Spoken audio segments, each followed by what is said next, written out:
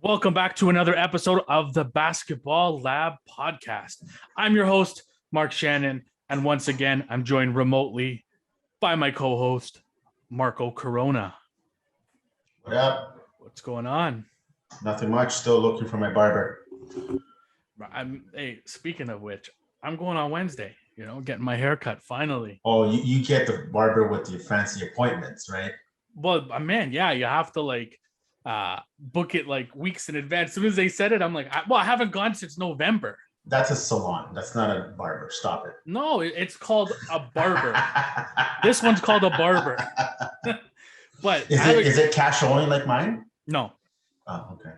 No, it's not one of it's not one of those. I used to go to one of those before too, but I don't have a lot of hair on my head anymore. So I gotta be careful. It's all about styling and it's the profile and stuff. Right? Well, exactly. I haven't been since November, so I think it's time that I have to do a little upkeep there on that. Absolutely. But the NBA finals are literally tomorrow night.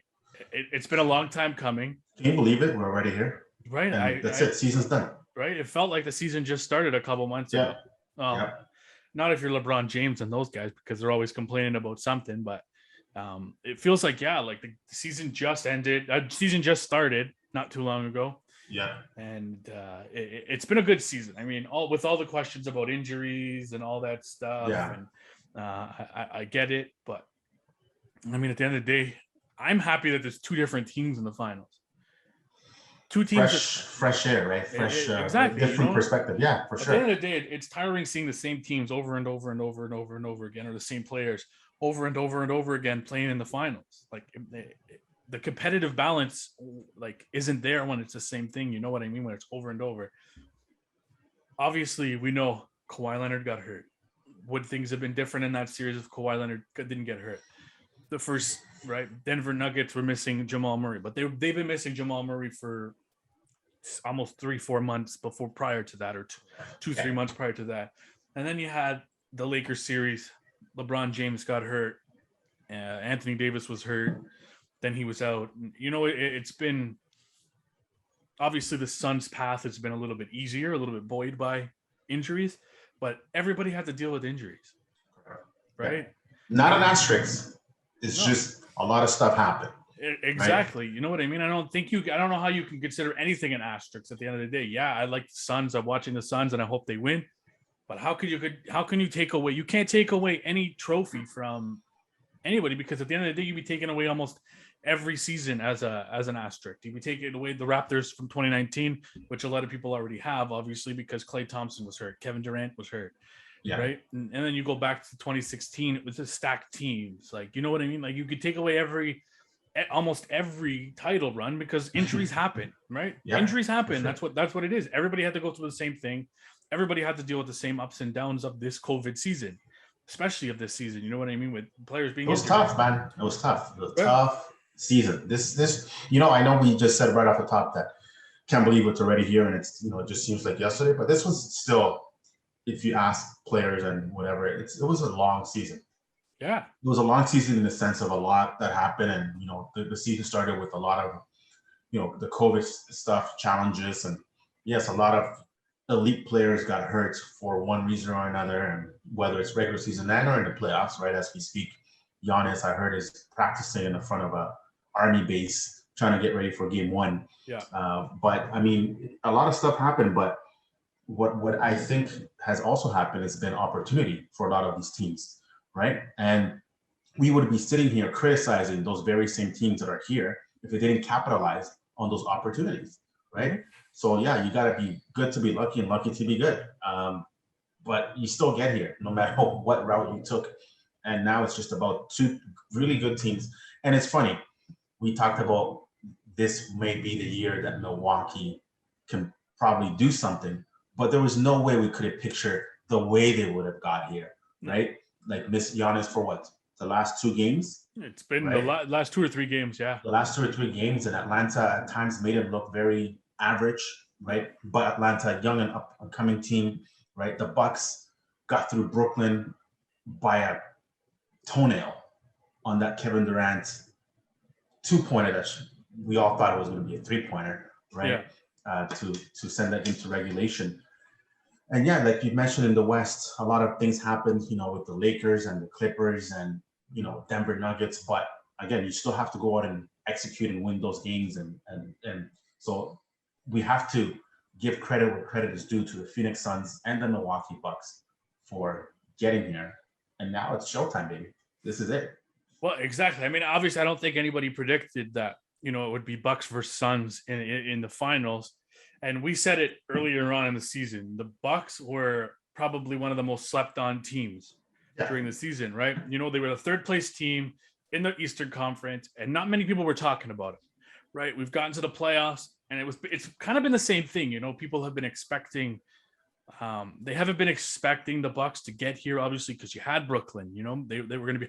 Then you had Philly. They're right. You know what I mean? So it was going to be tough for them, but they were able to get through the series and able to get to the NBA Finals. And now you're seeing two teams who don't have chock full of playoff and NBA Finals experience, right? You got the Phoenix Suns, who are a young team. Yeah, they got Chris Paul, who's got a lot of playoff experience, but NBA Finals experience, they don't really have it, right? You got one guy, Crowder. Exactly. Right? Jay Crowder has been to an NBA Finals, right?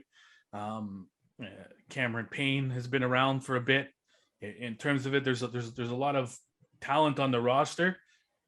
But you look at the Bucks, same thing. Drew Holiday, another guy who's not been to many playoffs, not been to any NBA Finals. Giannis was never able to get over the hump. Yeah, they've been in the playoffs, but the NBA Finals is a different story. We don't even know if he's going to end up playing in the series or not, or when he's going to play. What he's going to look like, right? Exactly, right? Chris Middleton has all credit where credit is due. When it comes down to closing out games, Chris Middleton has looked good in the playoffs for the Milwaukee Bucks. He stepped up. Yeah, he stepped up when they needed him, especially in closeout games, in games that matter. Yeah. Chris Middleton stepped up, right? You have Brook Lopez has looked good for the Bucks, right?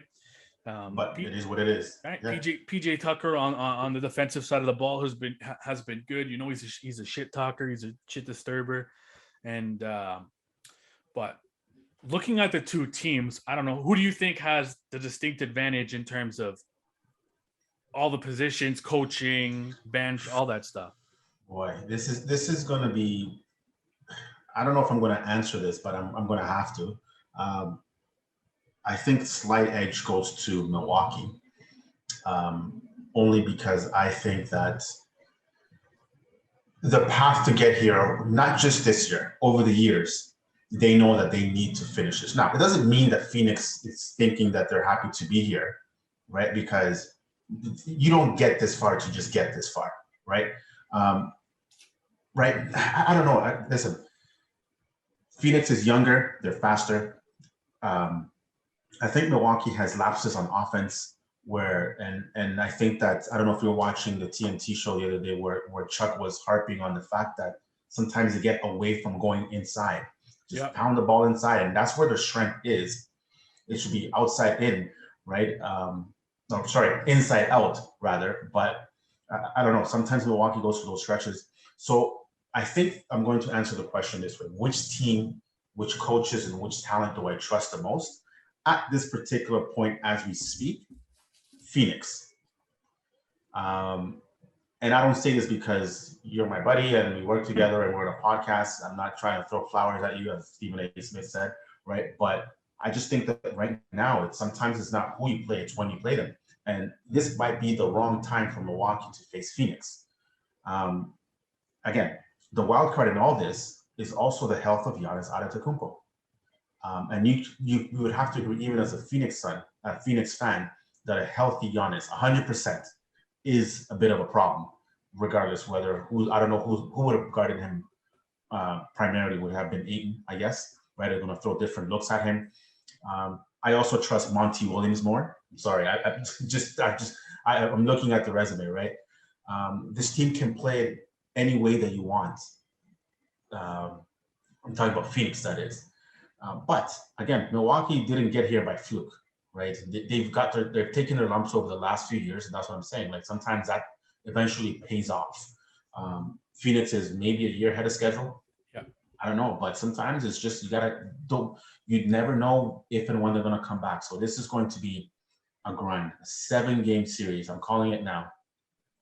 The Yeah, I think Phoenix it's Suns win this series in 7 games. yeah. I think in terms of advantage wise, I think the Suns hold a slight advantage. I think obviously if you look at position by position, you got Chris Paul. I think Chris Paul is the veteran presence. Obviously Drew Holiday on the other side, great defender. So it's gonna be, he's gonna it's not gonna be as easy with the pick and roll, the switching and stuff like that, right? Because the Phoenix Suns feasted off the pick and roll. They they feasted off the switches, right? Chris Paul attacking Morris, right? They switched off and attacked Paul George. They switched off and attacked Zubac when he was playing. You know what I mean? So they attacked that a lot. I think with the Bucks, you're talking about the 10th best team, one of the top 10 teams in terms of defenses. The Phoenix Suns on the other side, another one of the top 10 teams That's right. in defenses. So it's going to be a hard fought series both ways. But I think, like I said, if we're looking at position by position, I think the Suns hold the advantage at the point guard spot because you got the veteran leadership in Chris Paul, the passing ability, the ability to in the pick and roll with DeAndre Ayton, the ability on the ability to pass the ball, his vision as well, right? You got Devin Booker at the shooting guard position. I think he's he's better than Chris Middleton in my opinion in terms of status wise, elite status wise. I think Chris Middleton is a little bit more offensive minded. He's not as consistent. The thing that Chris Middleton has that might affect Devin Booker and why you might see switches and stuff, especially with him, is size. Right? It's length, right? He didn't really have a lot. Yeah, Reggie Jackson he was great on Booker, but he doesn't have the size, doesn't have the length like Chris Middleton has, right? And then you got PJ Tucker, McCall Bridges. I think they're pretty much even in terms of obviously offensively. I think McCall Bridges is a better player.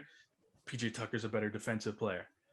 And then you look, obviously you don't know what's going to happen with Giannis, Jay Crowder, right? The power forward position. You don't know what's going to happen there. Obviously, if Giannis is playing, the Giannis takes a huge advantage there. And I think DeAndre Ayton definitely is the better player than Brook Lopez. And he showed it this playoff so far that he stepped up offensively, defensively. He's been on the glass. Yeah, he still has his lapses on the defensive end. There's no question of that. He gets lost at times. And Chris Paul has to yell at him a bit, but eventually they end up getting it done. And you saw it in the last game where they ratcheted up that defense in the third and fourth quarter, and they were able to pull away from the Clippers and end the series, right?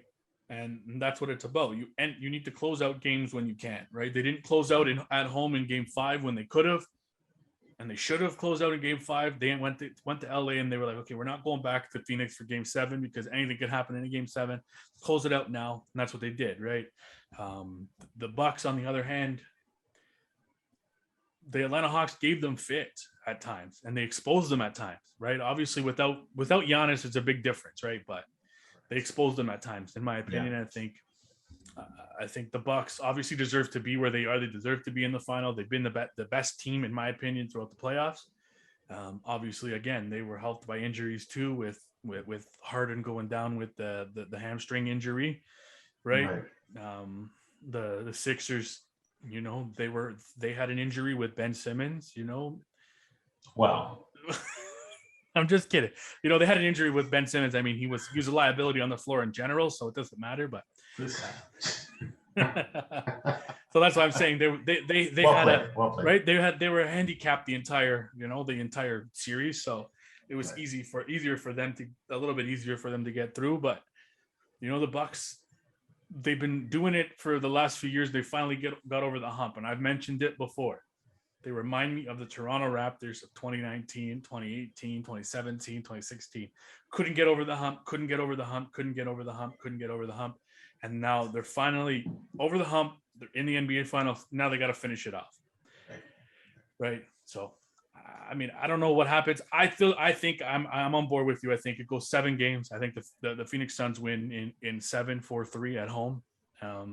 Chris Paul wins his first NBA title, and obviously, who would have thought that after the offseason? You know what I mean? They traded him. Obviously, we thought Phoenix was going to be good, but we didn't think they'd be this good in this quick. Right. No, for sure. But like I said, this team was on the upswing since the bubble, right? Yeah. This is not a fluke. This is a team that was going to be where they are, or maybe a year later.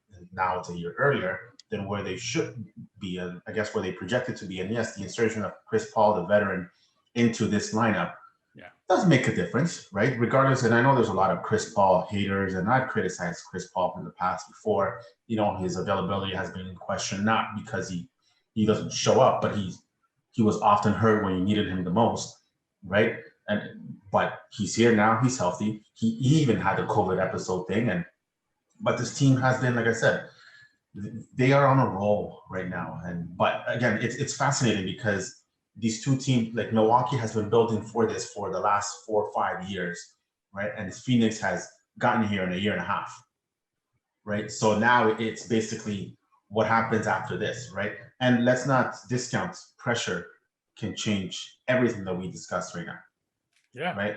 Because, leadership and athleticism and length and size and all that stuff, that's all fine and dandy, but pressure is a bitch, right? So when you start those free throws, man, in the fourth quarter with 2 minutes to go, who can get those 50-50 balls, offensive boards, et cetera, et cetera. It might just come down to those little things and adjustments game to game. This is why I trust Monty Williams more than I do Budenholzer, right? Yeah. His resume doesn't scare me. It's not like, and I'm not comparing him at all, but for example, like Nick Nurse, after being down 2-0, that series completely changed. They adjusted. They put Kawhi on Giannis right now. Mind you, Kawhi said I'm going to guard him, but they were able to adjust. Every single matchup was an adjustment, and sometimes the Bucks are who they are, and they don't necessarily adjust quick enough. And I think that's to the point of Charles Barkley, where they just want to shoot the three through the three, and you can, shoot your way into a win, but you can also shoot your way out of a freaking game. Right. So it's about how they adjust. And I think the Phoenix Suns are a better team right now as we speak. They haven't played yet, but as far as adjustments are concerned. So we'll see what happens. Fascinating. Love it. Yeah, it's going to be a good series. I'm looking forward to it. I'm excited to see Phoenix into the finals. It's the first time since '93, right? Since Charles Barkley was there. So it's been a long time coming. Lost to my Bulls. Just have to say that. Exactly. Right. It's a lot of people did. Well, true. Exactly. They won, 6 titles. So good.